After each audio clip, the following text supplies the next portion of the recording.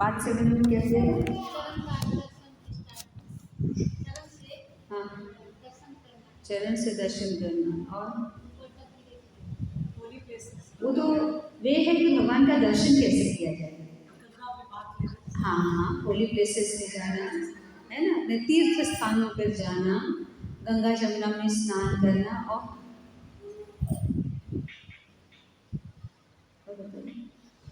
ऐसे कुछ 5-6 हमने डिस्कस किए, तो 2 हो गए। और बताइए। हाँ हाँ, नहीं उसमें नहीं।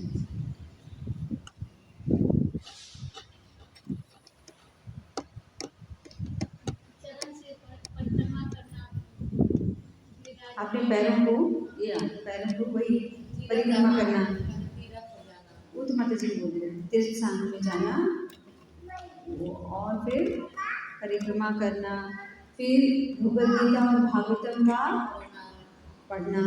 और जो आचार्य हैं या भगवान के चरणों में जिन्होंने अपने आप को पूरी तरह से समर्पित कर दिया है, उनकी सेवा करना, ये भी पारिसेवन के अंतर्गत आता है।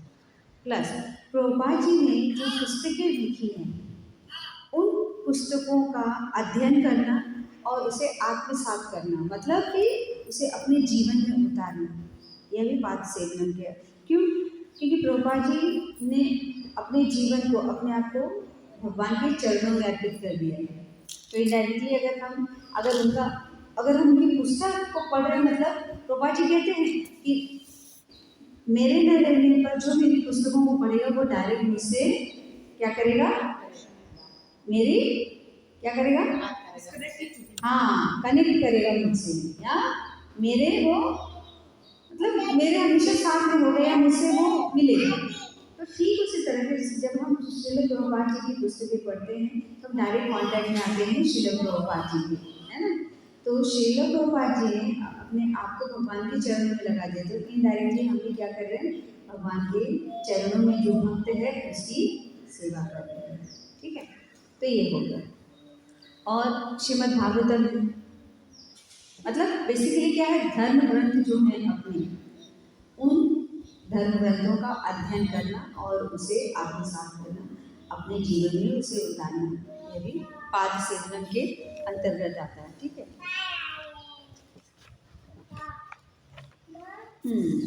ठीक है। और क्या है, बस यही हमारे 5-6 हो गया। तो ठीक है, तो अभी जो है यहाँ पर बताया जा रहा है कि जब तक हम वैकुंठ धाम तक पहुँच नहीं रहे, गोलोक धाम तक नहीं जा पा रहे, तो पाद सेवन, भगवान के चरण तो हम डायरेक्ट नहीं पा पा रहे हैं। लेकिन भगवान इतने दयालु, जैसे तुमने कहा कि भगवान इतने दयालु और इतने कृपालु हैं, उन्होंने अर्च विग्रह के रूप में हमारे सामने इस कलयुग में प्रकट हुए। तो जो अर्च विग्रह यानी जो मूर्ति स्वरूप भगवान हमारे सामने प्रकट है, जब हम उनकी सेवा करते हैं तो उसे भी कहते हैं पाद सेवन।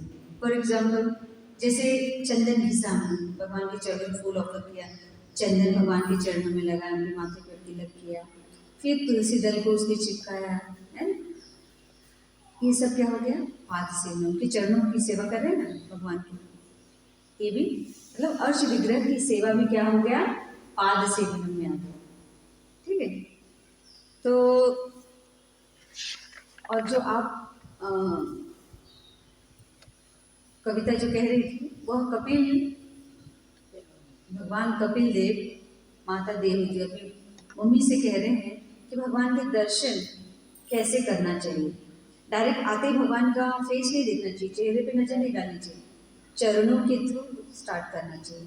भगवान के पहले चरण देखो, फिर उनके कमर देखो, फिर वक्षस्थल देखो, फिर उनके मुखारविंद पर जाओ। ठीक है, ये प्रोसेस है भगवान का एक्चुअली दर्शन करने, डायरेक्ट फेस पे नहीं जाते। तो फिर हमने एक सॉन्ग का भी चर्चा किया था कि बिल्वा मंगल ठाकुर ने जो गाया था, ब्रजे प्रसिद्ध है नवनीत चोर। तो भगवान के वहाँ पर इस सॉन्ग में गुणगान है कि भगवान की अलग अलग लीलाओं का यहाँ पर गुणगान किया गया, स्पेशली कि भगवान चोर है। यहाँ पर कोई चोर बताया गया कि क्या क्या चुराते हैं भगवान के बारे में। बिल्वा मंगल ठाकुर कहते हैं कि भगवान चोर है, तो कहाँ के चोर है, वृंदावन के चोर है। क्या क्या चुराते हैं, तो मक्खन चुराते, गोपियों को दिल चुराते हैं। और क्या करते हैं, भक्तों का क्या चुराते हैं, उनके सारे पाप जो वो जीवन भर में कर नहीं सकते वह एक क्षण में भगवान चुरा लेते हैं। ठीक है, तो अलग अलग उनकी चोरी का मैंने सॉन्ग भी भेजा था ग्रुप में, बहुत सुंदर सॉन्ग है, आप लोग उसको पढ़िएगा।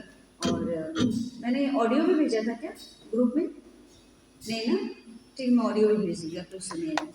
हो सकता है पढ़ने का टाइम ना, तो कभी आप कुकिंग करते समय वो ऑन करके सुन सकते हैं, बहुत अच्छा सॉन्ग है। तो बेसिकली जो भगवान की सेवा है, चरणों की सेवा बेसिकली क्या होती है, भगवान के जो उपदेश है, भगवान जो हमको इंस्ट्रक्शन दिए है ना, उसको फॉलो करना, ये सबसे बेस्ट सेवा होती है। अगर कहें कि हम भगवान की सेवा कर रहे हैं, तो सेवा का मतलब यही हुआ कि जो आपको कहा जा रहा है वो करो। ऐसा नहीं है जैसे किसी ने कहा कि कोई कह रहा है कि आपसे आके कह रहा है, भाई मैं तो आपको एकदम आपके अंडर में आ गया, आपके शेल्टर में आ गया हूँ। कोई भी आके किसी से कह दे कि मैं आपके शेल्टर में आ गया, आप जो बोलोगे वो करो, तो भाई बोलोगे भाई जरा एक गिलास पानी पिला, नहीं, आपके तो शेल्टर में आपको जो बोलना है बोलो, ये वाला मत बोलो पानी ला के देने के लिए बोलो, आप बाकी जो बोलो कर देंगे, ये मत बोलो। तो सेवा कहाँ हुई? सेवा का मतलब क्या हुआ, जो भी कहा जाए उसको करना, ठीक है, उसमें अपनी बुद्धि नहीं लगाना, अपने तर्क नहीं लगाना, क्यों क्या और कैसा, उसे कहते हैं सेवा। ठीक है, तो कहा जाएगा कि जो घर में नौकर काम करते हैं उनको भी तो हम जो बोल देते हैं वो कर लेते हैं, वो तो तर्क नहीं करते, तो क्या वो सेवा नहीं? सेवा क्यों?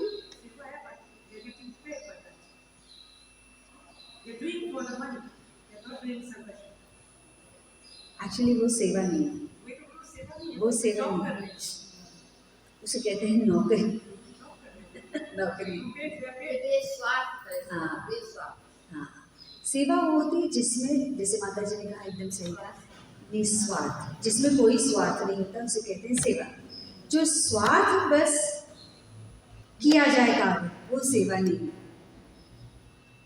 क्योंकि उसके पीछे तो मोटो है ना कि मैं इसके लिए करूँगा तो ये भी मेरे लिए करे। मैं आज कर रही हूँ या कर रहा हूँ तो कल वो जरूर मेरे लिए। जैसे हम अपने पड़ोसियों से अच्छे से मिलजुल के रहते हैं, प्रेम से रहते हैं, लेना देना खाना पीना करते हैं, क्यों करते हैं? कल को मैं बीमार हो गई या मेरी ज़रूरत पड़ गई तो वो मुझे मदद करेगी, गिव एंड टेक, ये भी अच्छा है, बुरा नहीं है, एक दूसरे का ख्याल रखना, something is better than nothing. लेकिन ये निस्वार्थ में नहीं आता, निस्वार्थ भावना नहीं है। कोई कहे कि मैं तो निस्वार्थ नहीं, भले वो कहे या न कहे, हिडन रूप से, सूक्ष्म रूप से इच्छा रहती है कि कल को मेरी जरूरत है, वो हाँ रहता है, वो रहता है, तो निस्वार्थ सेवा नहीं है। ठीक है, तो उसे सेवा नहीं कहते। कोई किसी को जाके हेल्प किया तो दैट इज नॉट कॉल्ड सेवा, क्योंकि कहीं ना कहीं समझ में कि मेरे पास मुझे लगेगी तो शायद वो मेरे पास भी आए, मैं बुलाऊंगी तो आएगी, क्योंकि मैंने किया है ना, तो मैं बुलाऊंगी तो जरूर आएगी, क्योंकि मैंने किया है। ठीक है, तो यहाँ पे निस्वार्थ सेवा नहीं है। ठीक, हरे कृष्णा कृष्णा कृष्णा हरे हरे, हरे रामा राम राम हरे हरे। आप लोग ध्यान से सुनिए, मगर इतना ध्यान से मत सुनिए कि आप लोग समाधि में पहुंच जाइए। चलिए अब मैं प्रश्न पूछती हूँ, सबकी नींद भागेगी, अगर किसी को नींद आ रही होगी तो ठीक है, समझदार को इशारा काफी है। तो जब नींद आती हो तो मेरा प्रश्न चालू हो जाता है। तो प्रश्न ये है कि पाद सेवनम, एक ही जन को प्रश्न जाएगा, उसका उत्तर वही देगा। उर्मिला को जाता है कि पाद सेवनम के आचार्य कौन है, जो अभी अभी मैंने बताया। अरे वाह वाह, मतलब पूरी नींद में नहीं, अरे बोल ठीक है, थोड़ी नींद भाग गई होगी अभी। अब हम आगे बढ़ते, जब फिर नींद लगेगी तो हम फिर प्रश्न पूछेंगे। ठीक है, तो अभी पाद सेवनम में ऐसे है कि भगवान ने जो उपदेश दिया है, भगवान ने, हाँ अब प्रश्न आता है कि भगवान, हाँ हाँ हाँ, उस खोने वाले भटकने की जगह पे वापस ले आएंगे, चिंता मत करिए। ठीक है, तो अभी एक जो और खोने वाली वो अभी फिलहाल प्रेजेंट नहीं है वो भी खो जाती है। तो अभी ये बात है कि भगवान के उपदेश का पालन करना। तो भगवान ने हमें उपदेश कहाँ दिया है, कैसे पता चलेगा? कौन सी जगह पे भगवान के उपदेश हमें मिलेंगे कि उस उपदेश को हमें पालन करना है? कौन सी जगह भगवान ने उपदेश दिया है कि हमें ये कार्य करने, ये कार्य नहीं करने? हाँ, भगवत गीता में। ठीक है, भगवत गीता में भगवान ने हमें उपदेश दिया है, हमें ज्ञान दिया है, हमें इंस्ट्रक्शन दिया है कि हमें ये कार्य करना चाहिए, ये नहीं करना चाहिए, ये खाना चाहिए, ये नहीं खाना चाहिए, ये कार्य करने चाहिए, ये कार्य नहीं करने चाहिए। ठीक है, इस तरह का पूजा पाठ करना चाहिए, इस तरह का नहीं करना चाहिए, इन देवी देवताओं की पूजा पाठ करनी चाहिए कि नहीं करनी चाहिए, तो करनी चाहिए तो क्या फल मिलेगा। ठीक है ठीक है, तो ये सारा उपदेश भगवत गीता में दिया है। तो भगवत गीता हमें, इसका मतलब क्या हुआ कि जब तक हम पढ़ेंगे नहीं तो हमें पता नहीं चलेगा। इसका मतलब क्या भगवान बताना चाहते हैं कि भगवत गीता का अध्ययन हमें रोज करना चाहिए। भगवत गीता का अध्ययन रोज करना मतलब कि हम डायरेक्ट क्या कर रहे हैं, पाद सेवनम कर रहे हैं। ठीक है, तो एवरीडे हमें भगवत गीता पढ़नी चाहिए। और साथ में ऐसा नहीं सिर्फ भगवत गीता, भागवतम, श्रीमद् भागवतम हुआ, चैतन्य चरितामृत हुआ, जैसे कि भगवत गीता को कहा जाता है अंडर ग्रेजुएशन। कोई अगर भगवत गीता पढ़ रहा है मतलब वो अंडर ग्रेजुएशन है, और भागवतम पढ़ रहा है तो उसे कहते हैं वो ग्रेजुएशन, और चैतन्य चरितामृत आता है पोस्ट ग्रेजुएशन। तो अभी कोई ये भी कह सकता है कि तो क्या हम सिर्फ अगर भगवत गीता पढ़ रहे हैं तो हम श्रीमद् भागवतम या चैतन्य चरितामृत नहीं पढ़ सकते क्योंकि वो तो ग्रेजुएशन और पोस्ट ग्रेजुएशन, ऐसा नहीं है। बताया गया है कि ये उसका मतलब क्वालिफिकेशन के लेवल को बताया गया है।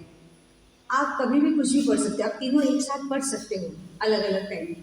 जैसे भगवत गीता पढ़ लिया आधा घंटा, फिर आधा घंटा भागवतम पढ़ लो, आधा घंटा चैतन्य चरित, जिसके पास जितना टाइम है। ऐसा नहीं सबके लिए मैंने बोल दिया तो कंपलसरी है, अपने टाइम के हिसाब से, चैंटिंग के हिसाब से। सब गृहस्थ हैं यहाँ पे, सब अपने, सबको बच्चे हैं, घर का काम है, तो उस चीज़ों को पूरा करते हुए, है ना, क्योंकि जो आपकी रिस्पॉन्सिबिलिटी पहले उसको पूरा करिए, उसको पूरा करके आप अपनी चैंटिंग पहला, उसके बाद क्या था, पहला प्रायोरिटी चैंटिंग।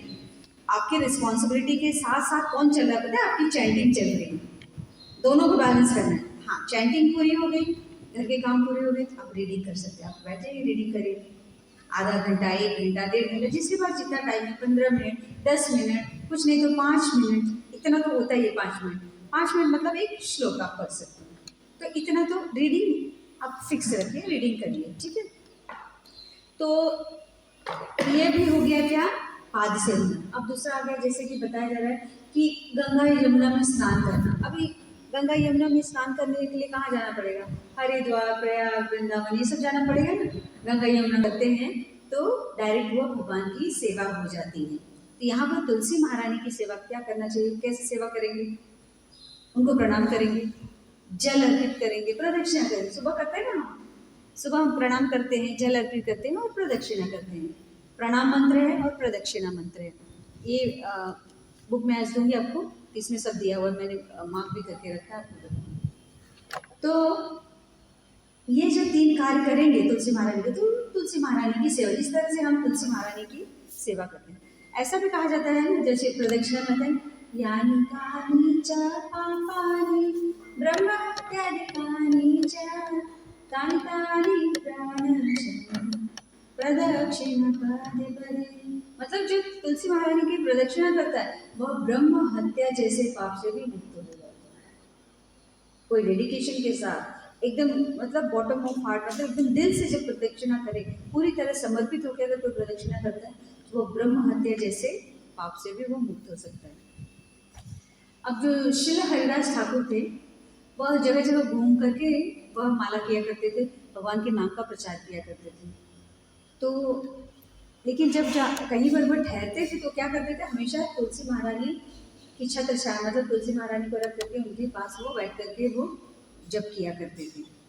तो यह उनका डेडिकेशन था, हमेशा तुलसी महारानी की ब्लेसिंग लेनी चाहिए, उनकी प्रदक्षिणा एवरीडे करनी चाहिए, एवरीडे जल अर्पित करना चाहिए, और उनके पास बैठ करके चैंटिंग करनी चाहिए। जैसे हमारी बालकनी, बालकनी में आप चेयर रख दो, बालकनी में तुलसी महारानी रखें, हम बैठ के चैंटिंग करिए, हमेशा बालकनी में रखिए तुलसी महारानी को, आप रखिए और बैठ के चैंटिंग करिए। और जहाँ अगर कहीं अवेलेबल नहीं, देखिए यहाँ है तुलसी महारानी, प्रदक्षिणा के लिए देखिए आपको कहीं रख करके करने की जरूरत है, दोनों तरफ तुलसी महारानी रखी है, आप प्रदक्षिणा करिए, शाम को उतरिए, सुबह करिए, मंगला के बाद, जब जिसको करना है कर सकते हैं, प्रदक्षिणा तो कभी भी कर सकते हैं। ठीक है, ऐसा करें। तो अब जैसा कि हमने बताया, जैसा कि हमने बताया कि धाम यात्रा करना भी पाप से में आता है। तो धाम यात्रा मतलब पहले के ज़माने में लोग तो धाम यात्रा कैसे करते थे, चल के जाते थे, ट्रेन होती नहीं थी, बस नहीं थी, कोई सुविधा नहीं थी, तो लोग क्या करते थे, चल के जाते थे, तो वो प्रॉपर पाथ से नहीं होते। तो अभी तो क्या करते हैं, हम ट्रेन से जाते हैं, फ्लाइट से जाते हैं, बस से जाते हैं ना, अलग अलग संसाधनों से जाते हैं। लेकिन हम एक काम कर सकते हैं, वहाँ जा करके धाम में, वहाँ पर धाम की परिक्रमा करें। जैसे वृंदावन धाम में गए, वृंदावन की परिक्रमा करें, गोवर्धन की परिक्रमा करें, मायापुर गए तो नवद्वीप धाम की परिक्रमा करें। इस तरह का परिक्रमा हम पैदल कर सकते हैं। देखिए कितने सारे लोग हैं वृंदावन में आज भी क्या कर रहे हैं पता है, कोई कोई पूरा जीवन, प्रभु जी बता रहे थे कि पूरा जीवन ऐसे लोग हैं, पूरा जीवन बस परिक्रमा करते रहते हैं। रात हुई जहाँ पर पहुँच गए रात को, वहीं पर वो बैठ जाते हैं, मधुकरी करते हैं, मतलब वहाँ पर जो वृंदावन वासी उनसे मांग लेते, जो मिल गया खा लिया, वहीं सो गए, फिर उठ करके वहीं पे नहाने का कुआं वगैरह देख लिया या नल देख लिया, स्नान कर लिए, फिर परिक्रमा शुरू करते हैं, फिर पूरा दिन परिक्रमा करते हैं, फिर रात जहाँ हुई वहाँ रुक जाते हैं, फिर मांग कर खा लेते हैं। ऐसा कितने सारे भक्त हैं जो ऐसा कर रहे हैं और पूरा जीवन उन्हें ऐसे निकाल दिया। कुछ भक्त हैं ऐसे हैं जो सुबह और शाम परिक्रमा करते हैं। ये कौन से वाले जिसकी बात करें पूरा जीवन करते हैं, वो पता है ऐसे कुछ तो ऐसे एक बड़ा बड़ा वो रखते हैं कुशन जैसा, उसको फेंकते हैं, फिर उसको उतना मतलब उतना क्रॉस करके करते हैं, या कुछ रखते हैं फिर दंडवत करते हैं, मतलब दंडवत में जितना आ गया फिर उतना दंडवती परिक्रमा बोलते हैं उसको, दंडवत मार मार के। कोई लौटते हैं, ऐसे रोल कर करके परिक्रमा करते हैं, अलग अलग परिक्रमाएं हैं। कोई कहता है कि मैं 21 दिन की परिक्रमा करूंगा, या कोई पूरा जीवन का मान लेता है, या कोई कहता है कि मैं सुबह और शाम परिक्रमा करूंगा। लेकिन एक ही टाइम करें तो हमने की हुई तो कितना थक जाते हैं। तो एक रशियन माता जी बता रहे थे प्रभु जी कथा में कि रशियन माता जी हैं, गृहस्थ हैं, उनके घर में 2 गैया भी हैं, वो घर का सारा काम निपटाती हैं, गैयों की सेवा भी करती हैं, सुबह भी परिक्रमा करती है और शाम को भी परिक्रमा करती है। सुबह 4 बजे चली जाती है तो 7-8 बजे तक परिक्रमा हो जाती है, फिर शाम को वापस से 4 बजे जाती है, 7-8 बजे तक घर पे आती है। इस तरह के दिन में वो 2 परिक्रमा, हम तो एक बार में करते थे, ऐसे छूट जाते, बस हो गया 2 दिन तक पैर दुखने लगता है। हाँ दे रहा है, गाय परिक्रमा करने पर पूरा परिक्रमा हो जाता है। अच्छा, तो इस तरह से गाय माता का तो अपना महत्व बहुत ही ज़्यादा है। तो परिक्रमा हमें करनी चाहिए, जब हम धाम में जाते हैं तो धाम की परिक्रमा जरूर करनी चाहिए। हाँ, कोई पैरों से पैदल नहीं कर पा रहा है तो वह संसाधनों का प्रयोग कर सकता है, जैसे कि वहाँ पर रिक्शा वगैरह होता है, रिक्शा से परिक्रमा करनी, ये परिक्रमा करनी चाहिए। ठीक है, तो इस तरह से बहुत सारे लोगों ने क्या किया हुआ है कि ये किया है कि जैसे हम यहाँ पर हम धाम नहीं जा पा रहे हैं तो हम द्वारिका धाम में, ये भी धाम ही है, क्योंकि देखिए बाजू में समुद्र है और ये द्वारिकाधीश है, ये द्वारिका धाम ही हुआ। तो सुबह देखते हैं ना, परिक्रमा करते हैं हम, कोई 3 करता है, कोई 4 करता है, कोई 6 करता है, कोई बार अपनी कोई रखा है तो 21 करता है। तो अपनी सुविधा के अनुसार हमें परिक्रमा भगवान की करनी चाहिए। कुछ भी धाम में नहीं कर पा रहे हैं तो हम मंदिर में रहें तो मंदिर भी धाम ही होता है, तो हम मंदिर में भगवान के द्वारिकाधीश की अगर परिक्रमा करते हैं तो हमें धाम का ही फल प्राप्त है। ये मत सोचिए कि आप यहाँ न्याली में रह रहे हैं, आप धाम में रह रहे हैं। हम सब जो रह रहे हैं ना, ये धाम है। अगर कोई वृंदावन नहीं जा पा रहा है तो मन में नहीं लेना कि हम वृंदावन नहीं जा पा रहे, हम ऑलरेडी धाम में हैं, धामवासी ही हैं। मंदिर में रहना मतलब हम सब बहुत भाग्यशाली हैं। यहाँ पूरे मुंबासा में कितने लोग यहाँ न्याली में आके रह रहे हैं, यहाँ मंदिर के अंदर कितने लोग रह रहे हैं। ठीक है, तो हम सब बहुत भाग्यशाली हैं कि हम मंदिर के प्रांगण में रह रहे हैं, तो हम धाम के अंदर ही हैं, तो हमें इसका भरपूर फायदा उठाना चाहिए। जितना हो उतनी बार मंदिर आ करके भगवान को प्रणाम करना चाहिए। श्रील प्रभुपाद कहते हैं कि दिन में कम से कम 2 बार, मिनिमम 2 बार भगवान के दर्शन करने चाहिए, मिनिमम। ऐसे जितनी बार हो सके उतना करो, मिनिमम 2 बार भगवान का दर्शन करना चाहिए, उनको प्रणाम करना चाहिए, प्रदक्षिणा करनी चाहिए, तो ये होना चाहिए। ठीक है, तो अभी जो सनातन गोस्वामी हैं, ये बेसिकली इनका रोज का रूटीन था। हम हमारे सनातन गोस्वामी कि ये रोज गोवर्धन की परिक्रमा करते हैं। तो ये जो गुरु पूर्णिमा मनाई जाती है ना। गुरु पूर्णिमा बेसिकली सनातन गोस्वामी के तिरुभाव के उपलक्ष्य मनाई जाती है। और इस दिन गोवर्धन परिक्रमा और क्या किया जाता है, वृंदावन की परिक्रमा की जाती है। और ये पूरा फेस्टिवल एक्चुअली 7 दिनों तक चलता है। 7 दिन का फेस्टिवल ही मनाया जाता है सनातन गोस्वामी के उपलक्ष्य में, क्योंकि सनातन गोस्वामी बहुत डेडिकेटेड थे गोवर्धन परिक्रमा को लेकर के। वह हमेशा एवरी डे गोवर्धन परिक्रमा किया करते थे और उन्होंने जीवन पर्यंत गोवर्धन परिक्रमा किया। लेकिन क्या हुआ, एज धीरे धीरे जैसे बढ़ती है, बूढ़े होते हैं तो नहीं हो पाती, वो थक जाते थे, परेशान होते थे। तो कृष्ण ये देखते थे कि मेरा भक्त इतना परेशान हो रहा है, तो एक बालक रूप में एक दिन उनके पास आए, बोले बाबा आप क्यों इतना कष्ट उठाते हो, क्यों रोज रोज इतनी परिक्रमा करते हो, अब मत करो, आप यहीं बैठ के चंडी करो, वही परिक्रमा है। तो सनातन गोस्वामी ने कहा नहीं नहीं, ये मैंने ये वाव लिया हुआ है, मैं अपने जीवन पर्यंत मैं गोवर्धन परिक्रमा करूंगा। तो भगवान से भक्त का कष्ट देखा नहीं जाता है। तो बालक स्वरूप कृष्ण गए, एक शिला लेकर आए, गोवर्धन शिला ले आए, जिस पर भगवान के चरण चिन्ह थे, भगवान के बांसुरी का चिन्ह था, भगवान की लकुटी मतलब उनकी जो लकड़ी लेते हैं ना उसका चिन्ह था, और गैया का चिन्ह था, गैया के खुर होते हैं ना उसका चिन्ह था। वो उन्होंने सनातन गोस्वामी को दिया और कहा कि आज से आप इसकी अगर 4 बार परिक्रमा कर लेते हो ना तो पूरे गोवर्धन की परिक्रमा आपने कर ली। आपको अब बाहर जाके गोवर्धन परिक्रमा करने की जरूरत नहीं, गोवर्धन भगवान स्वयं आपके पास आए, बस 4 परिक्रमा करेंगे, ठीक है। तो उस दिन के बाद से सनातन गोस्वामी उस गोवर्धन शिला की 4 बार परिक्रमा करते हैं। कहते हैं कि आज भी वो गोवर्धन शिला वहाँ पर राधा दामोदर मंदिर, राधा दामोदर मंदिर में आज भी वो रखी हुई है। और आज भी जब भक्त जाते हैं तो उसकी 4 परिक्रमा करते हैं और ये मानते हैं कि भगवान का ये आदेश है कि 4 परिक्रमा करनी चाहिए, तो गोवर्धन परिक्रमा हो जाए। उस शिला की 4 परिक्रमा लोग करते हैं, ठीक है। तो आज हम थोड़ा सा आगे एक होमवर्क देने वाली थी, उसके बारे में थोड़ा, जो बहुत दिनों से मैंने बोला था, शायद किसी को याद है कि नहीं याद है, उसमें चर्चा करते हैं। तो 10 नाम अपराध के लिए, ठीक है, जो 10 नाम अपराध होते हैं भगवान के पवित्र नाम के प्रति, भगवान के पवित्र नाम के प्रति जो 10 अपराध किए हम लोग करते हैं उसके बारे में हम करेंगे। तो यहाँ पर श्लोक है, उस श्लोक का पूरा ट्रांसलेशन इस पुस्तक में है, जिसके पास नहीं होगा मैं ग्रुप में फ़ोटो डाल दूँगी, तो आप लोग उससे करिएगा, ठीक है। यह है पद्म पुराण ब्रह्मखंड। ये 10 नामा अपराध कहाँ दिया हुआ है, इसका सोर्स है पद्म पुराण ब्रह्मखंड के 25 चैप्टर में दिया हुआ है, 15 से लेकर 18 श्लोक तक दिया हुआ है। और ये किसने कहा है, सनत कुमार से नारद मुनि तथा ने कहा है, ठीक है।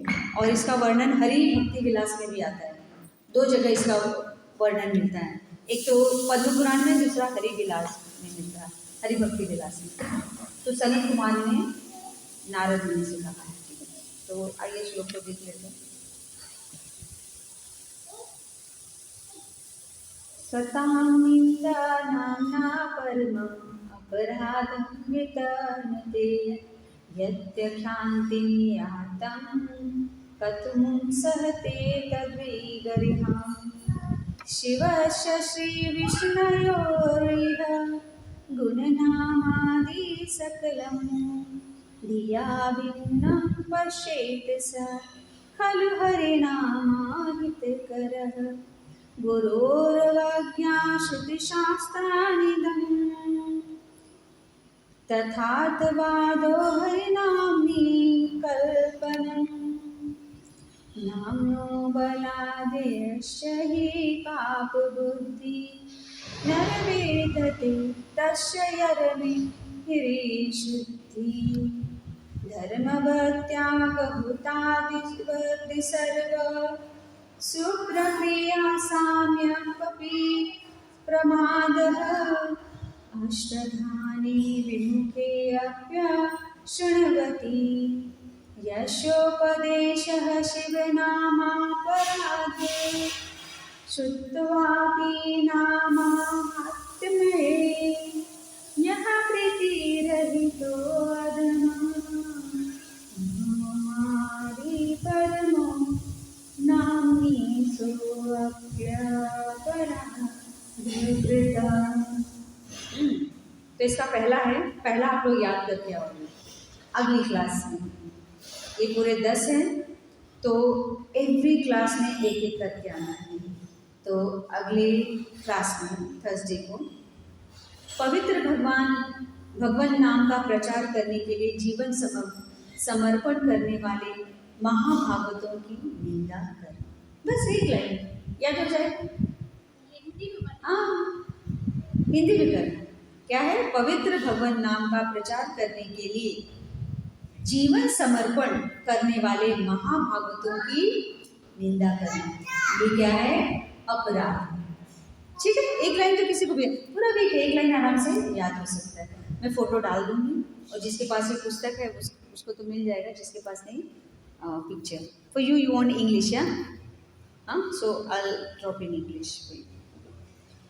तो आज हम यही समाप्त करते हैं। आज लोग आप लोगों ने थैंक यू सो मच, आप लोगों ने टाइम निकाल कर आए, आप लोगों का बहुत बहुत धन्यवाद है। तो हम यही आज के इस कथा को यहीं समाप्त करते हैं। अपनी वाणी को मैं यहीं विराम देती हूँ। हरे कृष्ण।